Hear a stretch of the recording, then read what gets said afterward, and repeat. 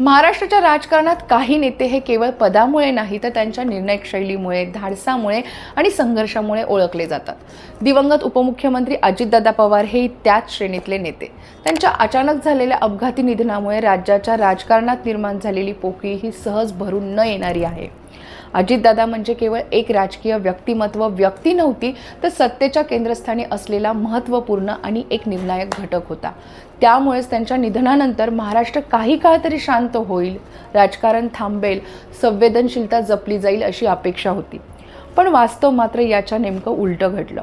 अजितदादांच्या निधनानंतर अवघ्या काही तासातच जे चित्र समोर आलं ते अत्यंत अस्वस्थ करणारं होतं. अंत्यसंस्कार, शोकसभा, श्रद्धांजली या सगळ्यांपेक्षा आधीच राजकीय आरोप प्रत्यारोप हे सुरू झाले. हा अपघात होता की काही वेगळं? इतक्या घाईत शपथविधी का झाला? यामागे कोणाचा नेमका काय हेतू आहे असे प्रश्न विचारले जाऊ लागले. हे प्रश्न विचारणारे सामान्य नागरिक नव्हते, तर राजकीय नेते, सामाजिक कार्यकर्ते आणि सार्वजनिक व्यासपीठावरती वावरणारे लोक होते. शोक व्यक्त करण्याआधीच संशय व्यक्त केला जाऊ लागला आणि इथूनच या संपूर्ण वादाला सुरुवात झाली. अजितदादा यांच्या अकाली निधनानंतर निर्माण झालेल्या वादाची पार्श्वभूमी समजून घेतली तर एक गोष्ट स्पष्ट होतीये. महाराष्ट्राचं सध्याचं राजकीय वातावरण प्रचंड अस्थिर आहे. प्रत्येक घटना, प्रत्येक निर्णय आणि प्रत्येक व्यक्ती यामागे राजकीय डावपेच शोधले जात आहेत. अशा वातावरणात अजितदादांचं निधन ही काहींना एक राजकीय संधी वाटली. हे कटू सत्य असलं तरी ते वास्तव आहे. सहानुभूतीऐवजी आरोप करण्यावरती लोकांनी भर दिलाय. प्रश्न असा आहे की एखाद्या नेत्याच्या मृत्यूवरती राजकीय फायदा घेणं ही कुठली राजकीय संस्कृती आहे? वादाला सुरुवात नेमकी कोणी केली याबाबत एकमत नाहीये. काही वक्तव्य ही सोशल मीडियावरून आली, तर काही थेट पत्रकार परिषदांमधून, तर काही सूचक भाषेत टीव्ही चर्चांमधून सूत्रांची माहिती म्हणून मांडली गेली. या वादात विरोधक, सत्ताधारी, सामाजिक कार्यकर्ते असे सगळेच ओढले गेले. आरोपांची धार कधी प्रशासनावरती, कधी सरकारवरती, तर कधी व्यक्तिविशेषांवरती वळत गेली. पण या सगळ्यामध्ये एक गोष्ट सातत्याने दुर्लक्षित राहिली. अगदी खेदाची बाब आहे ती म्हणजे अजितदादांचं कुटुंब, त्यांचे कार्यकर्ते आणि त्यांना मानणारा सर्वसामान्य माणूस. या संपूर्ण प्रकरणात संजय राऊत आणि अंजली दमानिया यांच्या वक्तव्यांमुळे वादाला अधिक धार मिळाली.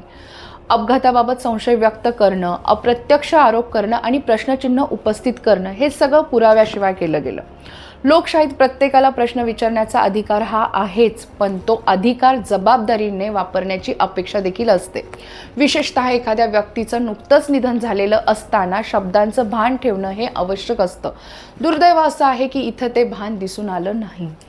अजितदादांच्या अपघाताबाबत अनेक तर्कवितर्क मांडले गेले. अपघाताची परिस्थिती, वेळ, माहिती देण्याची प्रक्रिया, प्रशासनाची भूमिका या सगळ्यांवरती शंकाही उपस्थित करण्यात आल्या.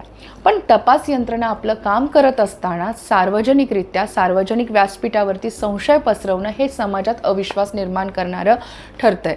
आज जर प्रत्येक अपघातामागे राजकीय कट शोधला जाऊ लागला तर उद्या कोणत्याही घटनेवरती लोकांचा विश्वास राहणार नाही. प्रश्न विचारणं आणि संशय पसरवणं यातला फरक समजून घेणं अत्यंत गरजेचं आणि तितकंच महत्त्वाचं आहे.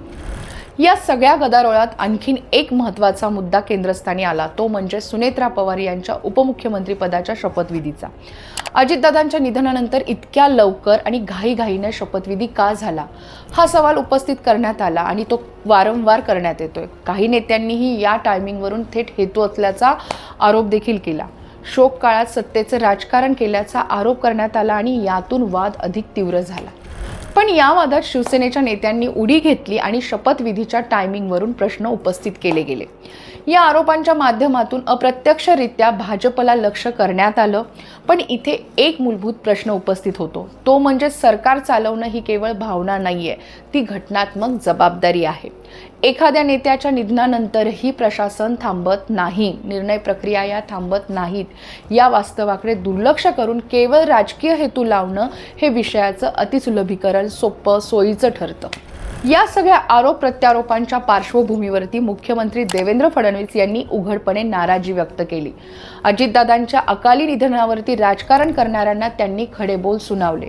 अशा संवेदनशील क्षणी संयम, जबाबदारी आणि माणुसकी दाखवण्याची गरज असल्याचं त्यांनी ठामपणे सांगितलं.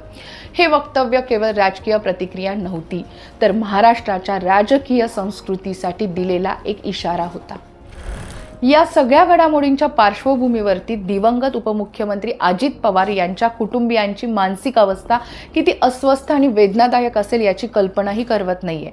एका क्षणात घरचा आधार गमावल्याचं दुःख पचवायच्या आधीच त्यांना संशय, आरोप आणि त्याचबरोबर ती राजकीय चर्चांचा सामना करावा लागत आहे. शोक, धक्का आणि पोकळी यासोबतच अपघातावरती संशय, शपथविधीच्या टायमिंगवरती प्रश्न, अशा चर्चा ऐकणं हे मानसिक छळासारखं आहे. शांत राहिलं तर संशय, बोललं तर पुन्हा आरोप, अशी कोंडी त्यांच्या वाट्याला आलेली आहे.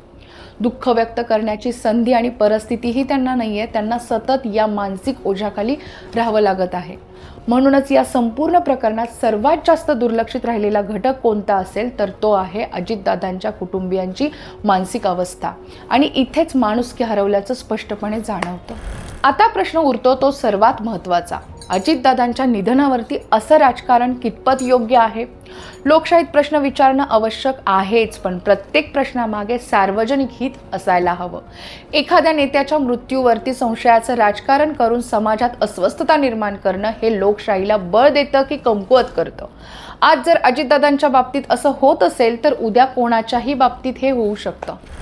अजितदादांनी आयुष्यभर राजकीय संघर्ष केला, आरोप झेलले, टीका सहन केली, पण त्यांनी महाराष्ट्रासाठी निर्णय घेतले, जबाबदारी घेतली आणि सत्तेच्या केंद्रस्थानी राहून लोकांसाठी काम केलं.